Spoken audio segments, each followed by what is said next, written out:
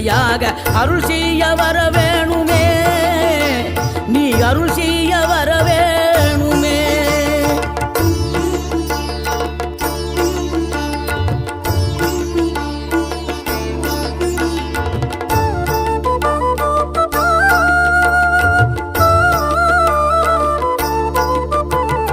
இகழ்தலையும் புகழ்தலையும் ஒரு முகமாய் கருதும்படி செவி உரைத்த முத்து குமரன், நீ வறுமையையும் வளமையையும் சமநிலையை உணரும்படி மதி கொடுத்த செல்வ குமரன். தடை 100 வந்தாலும் செயல் வெற்றி ஆக்கி தரும் தாராள குணம் கொண்டவன், நீ வலை வீசும் அறிவுக்கு தொலைவானவானாகி மாறாது அருள் செய்பவன்.